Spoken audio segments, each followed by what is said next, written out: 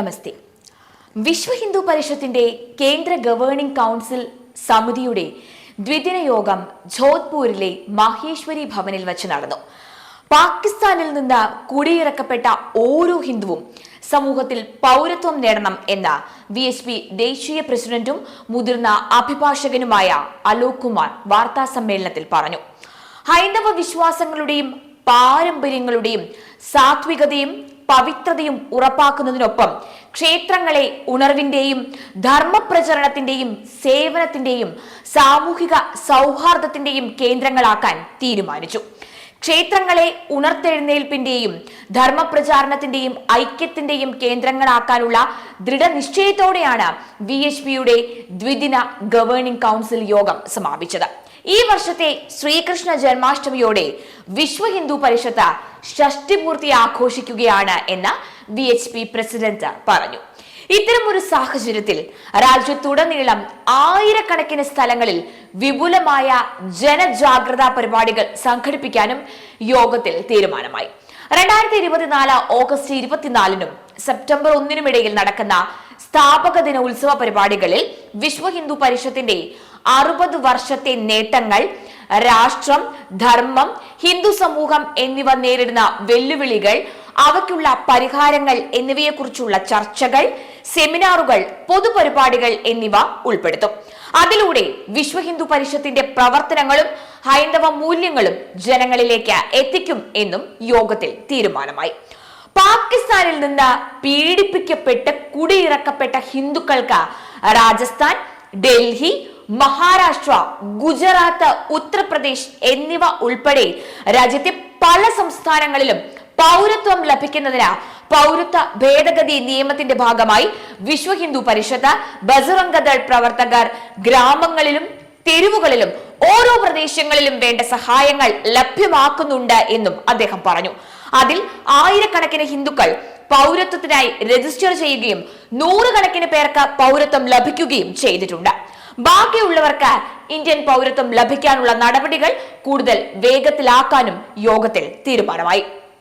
അതുപോലെ ഭക്ഷണം കഴിക്കുന്നതിന് മുമ്പ് അത് ഹലാലാണോ എന്ന് പരിശോധിക്കാൻ മുസ്ലിങ്ങൾക്ക് അവകാശമുണ്ട് എന്നാണ് പറയപ്പെടുന്നത്. ഭക്ഷണത്തിന് മതവികാരം അനുവദിക്കാം എങ്കിൽ വിൽപ്പനക്കാരെ കുറിച്ചും അറിയാനുള്ള അവകാശം എന്തുകൊണ്ടായിക്കൂടാ? ഇത് സംബന്ധിച്ച നിയമം 2006-ൽ നിലവിൽ വന്നതാണ്. 2011-ലാണ് ഈ ചട്ടങ്ങൾ ഉണ്ടാക്കിയത്. ഈ ചട്ടങ്ങളിൽ ഭക്ഷണ വിൽപ്പനക്കാർ അവരുടെ പേരുൾപ്പെടുന്ന ലൈസൻസ് കടയിൽ പ്രദർശിപ്പിക്കണം എന്ന് വ്യവസ്ഥ ചെയ്തിട്ടുണ്ട്. മൻമോഹൻ സിംഗ് ആയിരുന്നു അന്നത്തെ കാലത്തെ പ്രധാനമന്ത്രി.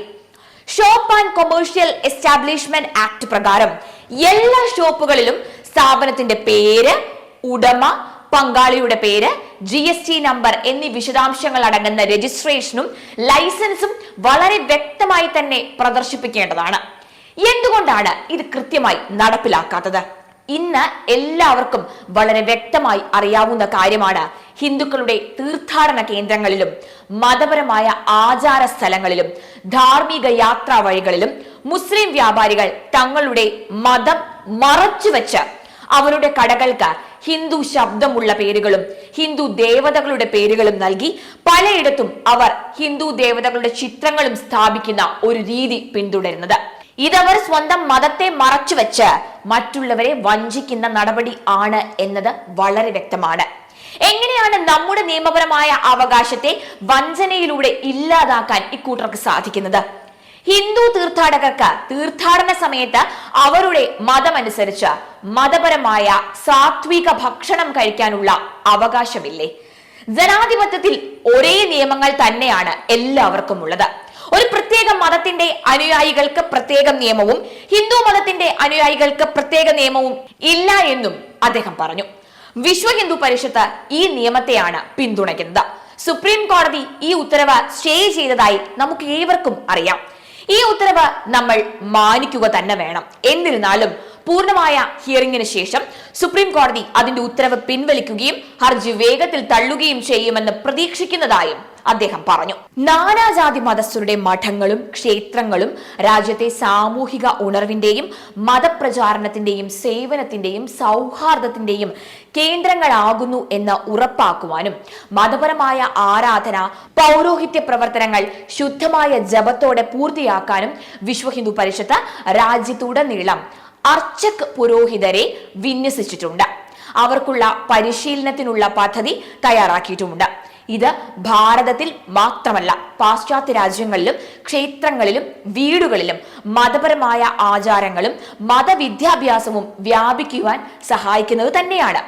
വിദേശത്തുള്ള ഹിന്ദു ക്ഷേത്രങ്ങളിലെ ഇത്തരം പൂജാരിമാരുടെ പ്രധാന ആവശ്യങ്ങളിൽ ഒന്നാണ് ഇത്. അതുകൂടാതെ ഈ പരിശീലന പരിപാടികൾ ഇംഗ്ലീഷിനു പുറമെ മറ്റു ഭാഷകളിലും സാങ്കേതിക പരിശീലനം നൽകുന്നു.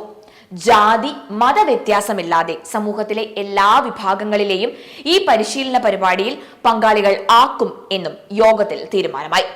രാജ്യത്ത് ഉടനീളമുള്ള വിശ്വ ഹിന്ദു പരിഷത്തിന്റെ സംഘടനാ ദൃഷ്ടിയിലുള്ള 47 സംസ്ഥാനങ്ങൾ ഉൾപ്പെടെ ലോകം എമ്പാടുമുള്ള 300ഓളം ഭാരവാഹികളാണ് ഈ യോഗത്തിൽ പങ്കെടുത്തത്.